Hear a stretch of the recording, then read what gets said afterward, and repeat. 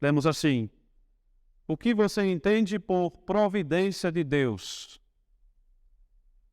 A providência de Deus é o seu onipotente e onipresente poder, por meio do qual, com sua mão, ele sustenta continuamente o céu e a terra e todas as criaturas, governando-os de tal modo que ervas e plantas, chuva e seca, abundância e escassez, comida e bebida, saúde e doença, riqueza e pobreza. Na verdade, todas as coisas não nos vêm por acaso, mas procedem da sua mão paternal. Agora, pergunta e resposta 28. Que benefício há em sabermos que Deus criou todas as coisas e que continuamente as sustenta pela sua providência? Resposta: podemos ser pacientes na adversidade, agradecidos na prosperidade, e quanto ao futuro, podemos confiar firmemente em nosso Deus e Pai fiel, porque criatura alguma poderá nos separar do seu amor, pois todas elas estão de tal modo em sua mão, que sem a sua vontade elas não podem nem mesmo se mover. Aqui lemos o Catecismo de Heidelberg no Dia do Senhor 10. Agora vamos abrir a palavra de Deus no livro de Gênesis, capítulo 45. Nós vamos considerar na pregação desta manhã sobre a providência divina, essa passagem de Gênesis, capítulo 45.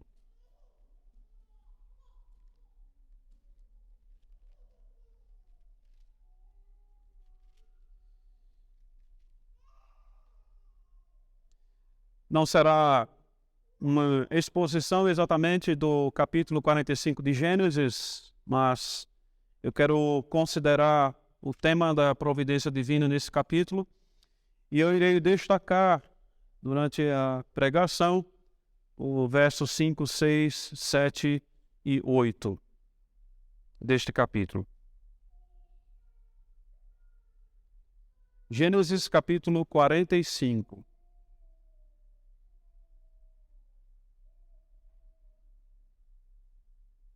Assim lemos a palavra de Deus. Então José, não se podendo conter diante de todos os que estavam com ele, bradou: fazei sair a todos da minha presença. E ninguém ficou com ele quando José se deu a conhecer a seus irmãos. E levantou a voz em choro, de maneira que os egípcios o ouviam, e também a casa de Faraó. E disse a seus irmãos: eu sou José. Vive ainda meu pai? E seus irmãos não lhe puderam responder, porque ficaram atemorizados perante ele. Disse José a seus irmãos: agora chegai-vos a mim. E chegaram. Então disse: eu sou José, vosso irmão, a quem vendestes para o Egito. Agora, pois, não vos entristeçais, nem vos irriteis contra vós mesmos, por me haverdes vendido para aqui. Porque para a conservação da vida, Deus me enviou adiante de vós. Porque já houve 2 anos de fome na terra, e ainda restam 5 anos em que não haverá lavoura nem colheita. Deus me enviou adiante de vós para conservar vossa sucessão na terra e para vos preservar a vida por um grande livramento. Assim não foste vós que me enviastes para cá, e sim Deus, que me pôs por pai de Faraó e senhor de toda a sua casa e como governador em toda a terra do Egito. Apressai-vos, subi a meu pai e dizei-lhe: assim manda dizer teu filho José: Deus me pôs por senhor em toda a terra do Egito. Desce a mim, não te demores. Habitarás na terra de Gósen, e estarás perto de mim, tu, teus filhos, os filhos de teus filhos, os teus rebanhos, o teu gado e tudo quanto tens. Aí te sustentarei, porque ainda haverá 5 anos de fome, para que não te empobreças tu e tua casa e tudo o que tens. Eis que vedes por vós mesmos, e meu irmão Benjamim vê também, e sou eu mesmo quem vos fala. Anunciai a meu pai toda a minha glória no Egito, e tudo o que tendes visto. Apressai-vos, e fazei descer meu pai para aqui. E lançando-se ao pescoço de Benjamim, seu irmão, chorou. E abraçado com ele, chorou também Benjamim. José beijou a todos os seus irmãos e chorou sobre eles. Depois seus irmãos falaram com ele. Fez-se ouvir na casa de Faraó esta notícia: são vindos os irmãos de José. E isto foi agradável a Faraó e a seus oficiais. Disse Faraó a José: dize a teus irmãos, fazei isto: carregai os vossos animais e parti, tornai a terra de Canaã. Tomai a vosso pai e as vossas famílias e vinde para mim. Dá-vos-ei o melhor da terra do Egito e comereis a fartura da terra. Ordena-lhes também: fazei isto: levai da terra do Egito carros para vossos filhinhos e para as vossas mulheres. Trazei o vosso pai e vinde. Não vos preocupeis com coisa alguma dos vossos haveres, porque o melhor de toda a terra do Egito será vosso. Os filhos de Israel fizeram assim. José lhes deu carros, conforme o mandado de Faraó. Também lhes deu provisão para o caminho. A cada um de todos eles deu vestes festivais, mas a Benjamim deu 300 moedas de prata e 5 vestes festivais. Também enviou a seu pai 10 jumentos carregados do melhor do Egito, e 10 jumentos carregados de cereais e pão, e provisão para o seu pai para o caminho. E despediu seus irmãos. Ao partirem, disse-lhes: não contendeis pelo caminho. Então subiram do Egito e vieram à terra de Canaã, a Jacó, seu pai. E lhe disseram: José ainda vive e é governador de toda a terra do Egito. Com isto o coração lhe ficou como sem palpitar, porque não lhes deu crédito. Porém, havendo-lhe eles contado todas as palavras que José lhes falara, e vendo Jacó, seu pai, os carros que José enviara para levá-lo, reviveu-se-lhe o espírito. E disse Israel: basta, ainda vive meu filho José. Irei e o verei antes que eu morra. Até aqui a leitura, vamos orar. Pedir a bênção de Deus sobre a pregação. Nosso Deus, amado Pai, nós temos a Tua palavra aqui. Tua palavra com o registro perfeito da história da providência do Senhor na vida de José, do Teu povo. Nós oramos pedindo que nesta manhã o Teu Espírito, Ele nos unja, Ele derrame sobre nós a Sua unção.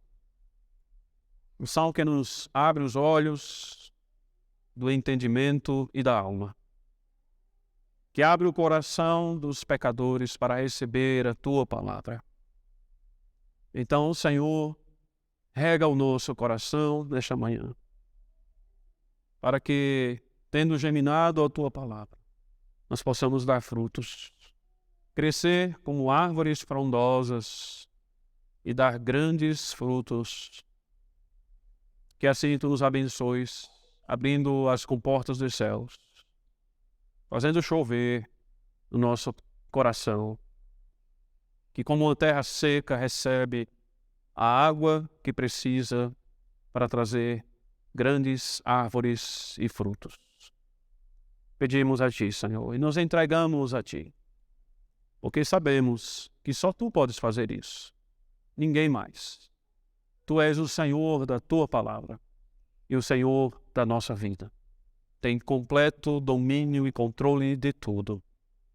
Então, a Ti, Senhor, nós nos entregamos e esperamos de Ti. E oramos em nome do Senhor Jesus Cristo.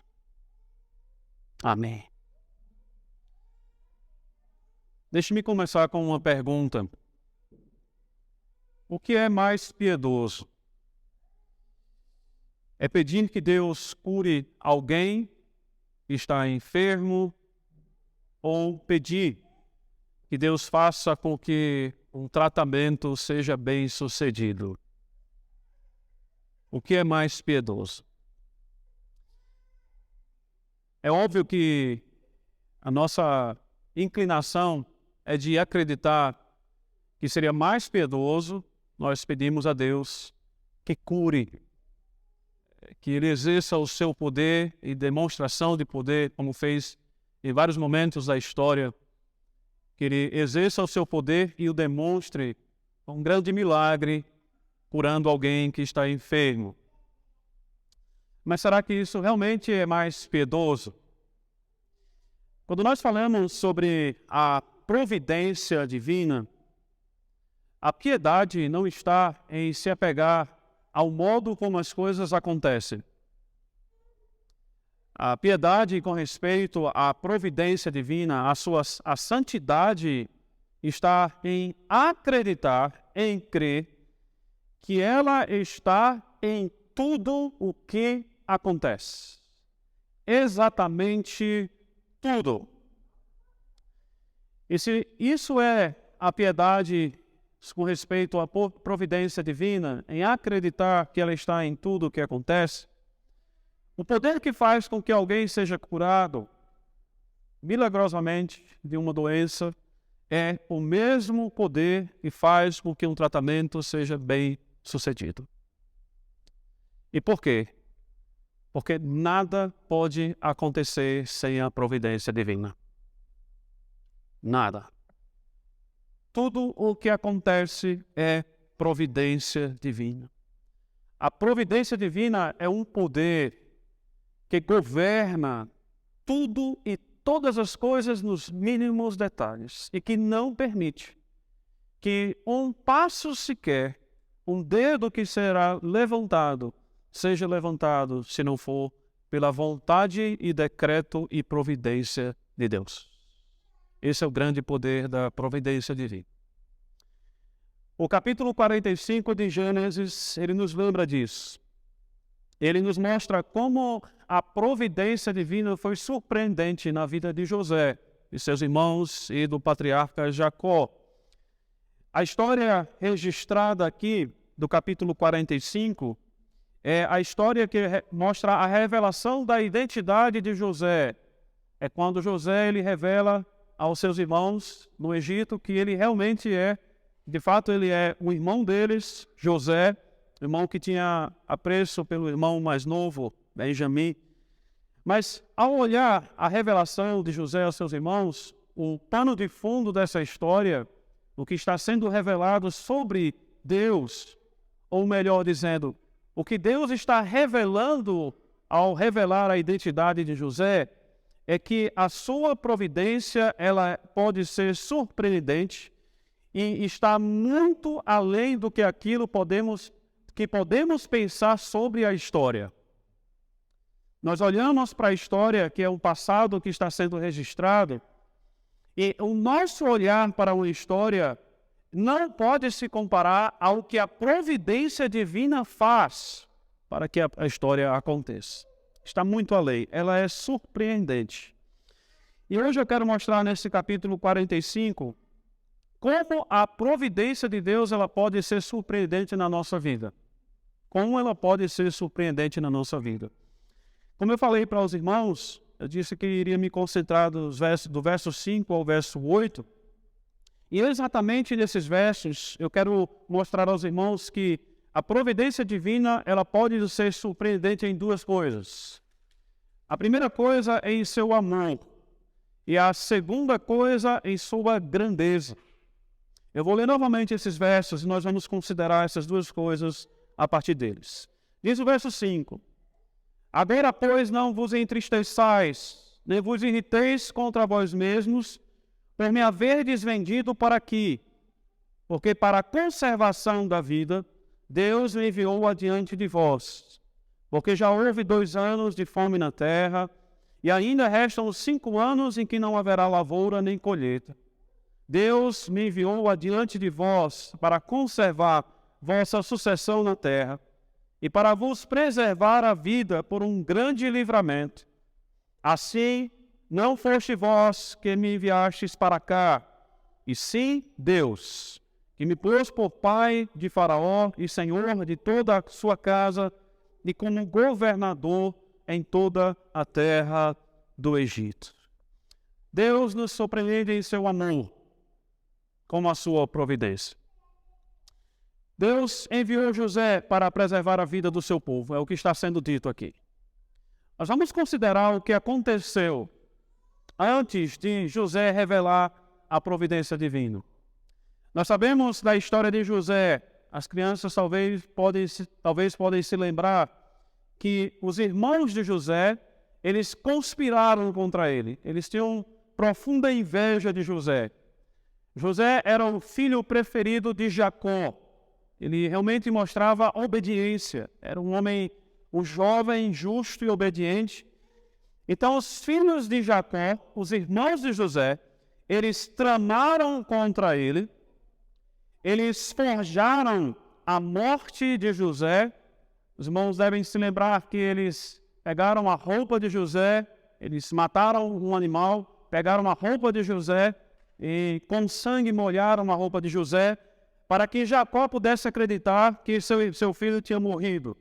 Forjaram a sua morte e o venderam como escravo. O venderam como escravo. Mas o que é que a providência de Deus fez com esta história? Ou melhor, o que é que a providência de Deus estava fazendo com essa história? O que Deus estava fazendo é que ele transformou o ódio dos irmãos de José para revelar a sua providência. Mas o que da sua providência? Para revelar o seu amor para com o seu povo. Revelar o seu amor para com o seu povo. Ele transformou o ódio dos irmãos de José em amor dele para com seus filhos. Foi isso que José falou aos seus irmãos. José disse: Não vos entristeçais, nem vos irriteis contra vós mesmos, por me haverdes vendido para aqui, porque para a conservação da vida,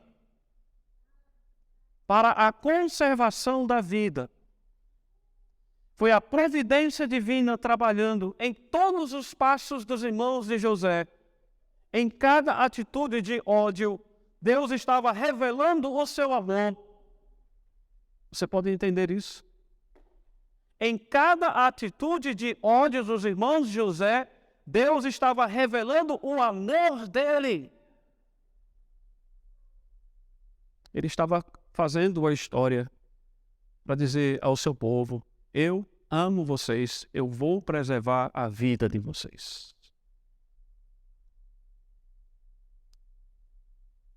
Pense em como nós fazemos a história. Nós também fazemos a nossa história do ponto de vista humano.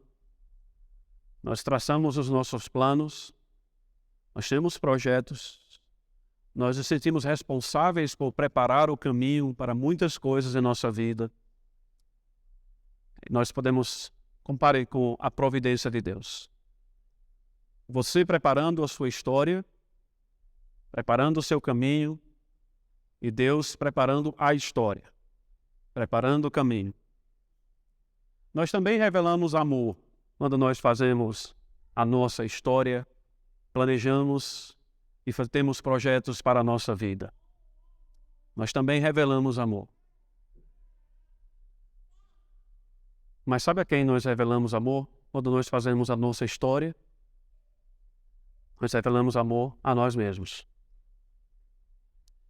Só você examinar como você faz os seus planos da sua história.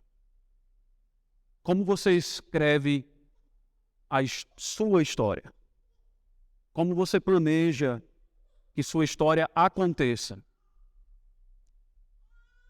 Você faz tudo pensando em você mesmo. Você faz tudo amando a si mesmo. Mas compare com a providência divina, que faz toda a história e faz toda a história mostrando amor a nós. Não a si mesmo. Amor a nós. Essa é a providência divina. Isso quer dizer que cada coisa que acontece na sua vida, tudo o que acontece na sua vida, embora você não entenda, embora você não consiga compreender como as coisas acontecem e como elas vêm e vão, o que Deus está dizendo é: tudo o que acontece na sua vida é para eu preservar a tua vida. É Deus dizendo: eu te amo. Eu te amo. Foi o que Deus disse aqui por meio de José. Em toda a história, que seria o ódio dos irmãos de José contra ele, conspirando, matando, forjando a sua morte, vendendo-o como escravo, tudo isso representava o amor de Deus para com o seu povo.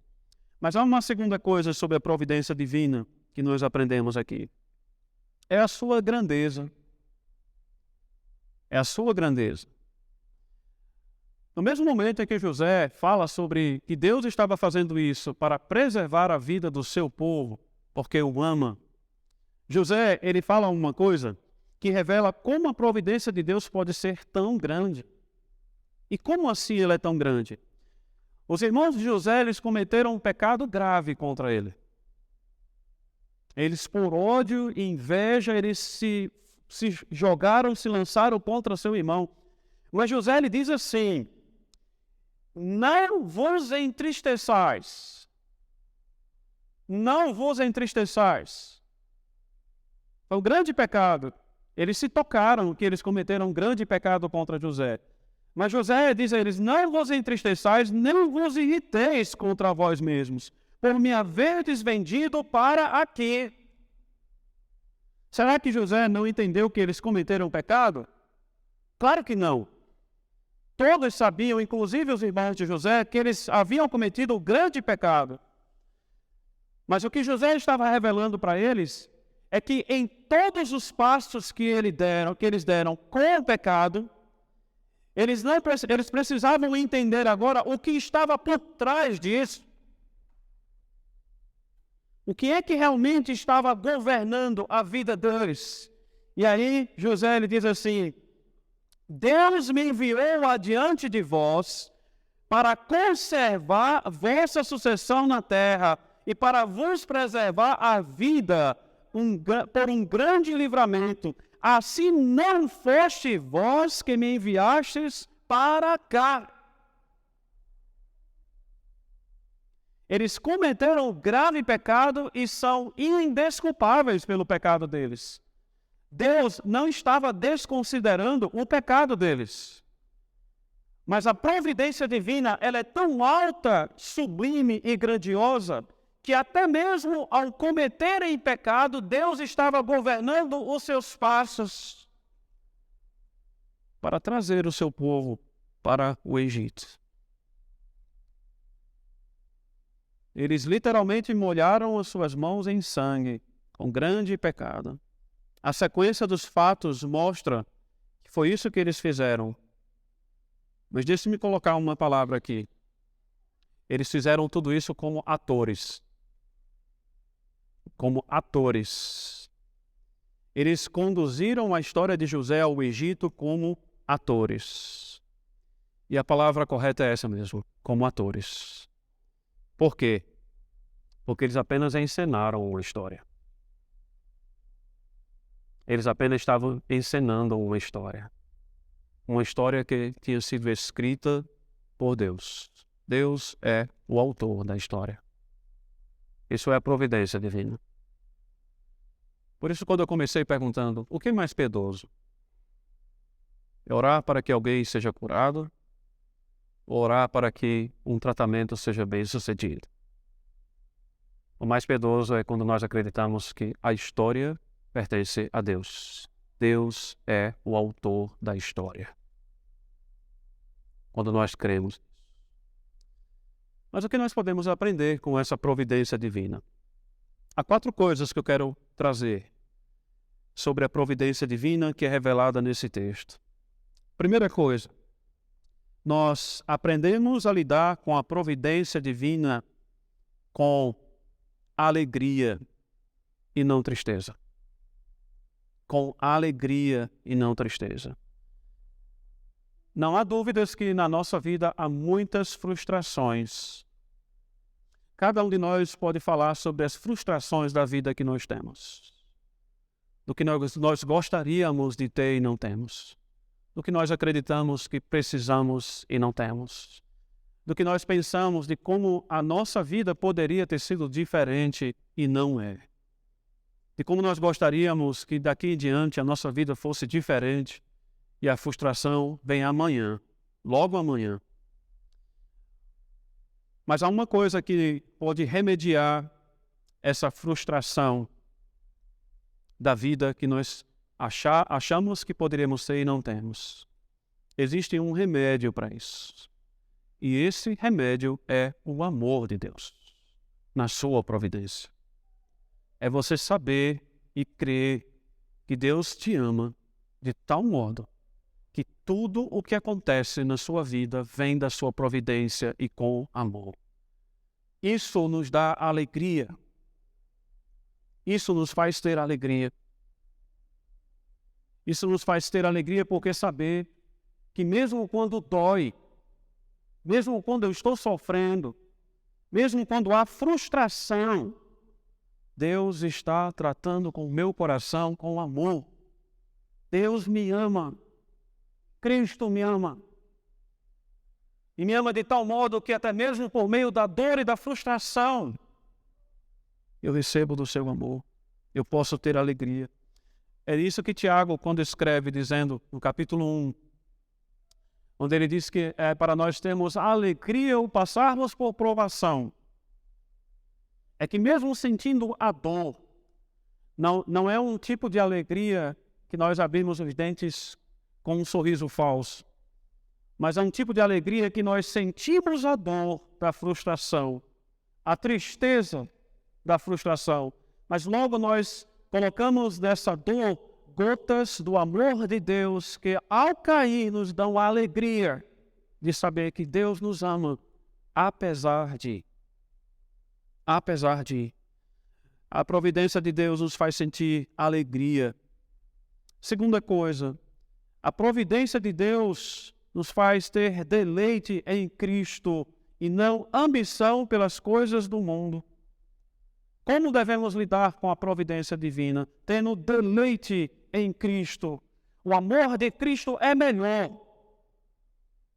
O amor de Cristo é melhor do que qualquer coisa deste mundo. O deleite nas coisas deste mundo, ele se esgota. E por isso nós passamos de uma coisa para outra. Nós nos deleitamos em uma coisa. Depois de um tempo, aquela coisa não mais nos dá deleite. Nós vamos para outra coisa. E depois aquela outra coisa não nos dá mais deleite. Nós vamos para outra coisa, não temos mais prazer naquilo. Vamos para outra coisa, não temos mais prazer. Mas o amor de Cristo é um poço inesgotável. Um poço inesgotável de deleite. O amor de Cristo nos dá prazer em toda a vida, continuamente. Como lidar com a providência divina? É ter esse amor de Cristo por nós, todos os dias, no nosso coração. Cristo me ama. E se deleitar nesse amor de Cristo. Com esse amor de Cristo, você vai enfrentar qualquer coisa na vida. Você vai ter frustrações e tristezas. Mas você vai saber, Cristo me ama.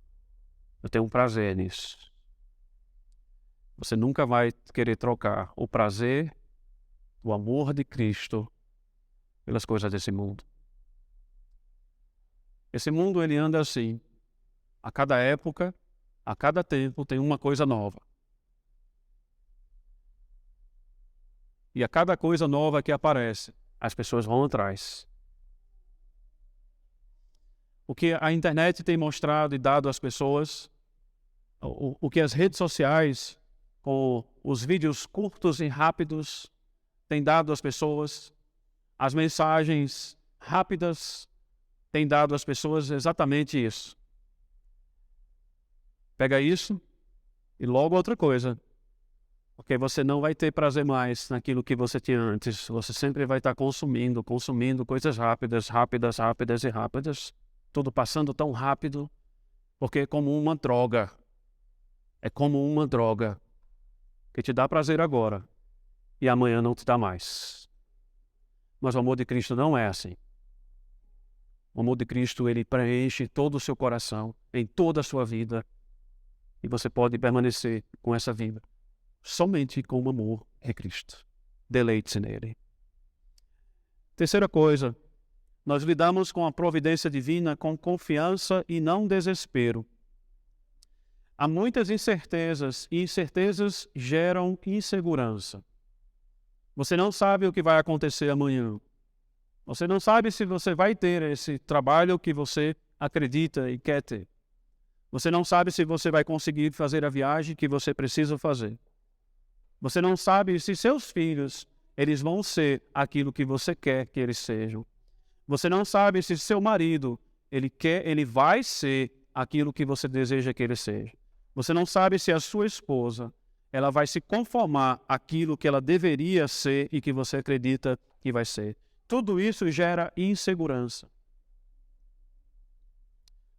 Mas o que José está revelando aqui na sua história é que que toda a história está nas mãos de Deus.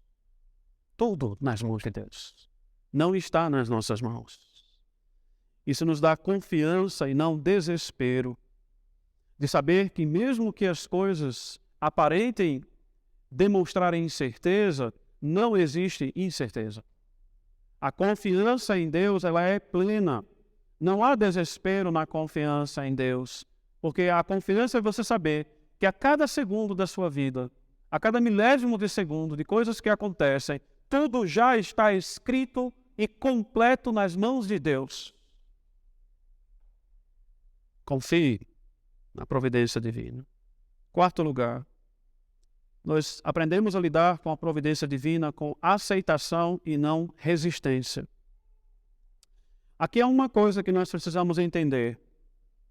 Quando aceitação não é entender que você deve ser passivo na história. Não é você entender que eu não preciso fazer nada, é só aceitar tudo o que acontece. Não é esse tipo de aceitação. Aceitação quer dizer que há limites na nossa ação.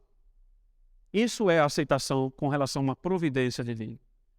É você entender que há limites na sua responsabilidade e na sua ação. Você deve fazer aquilo que está para você fazer, o que é da sua responsabilidade, mas aceitar e não resistir à providência divina é você ter um entendimento claro de que você não controla a história. Não controla.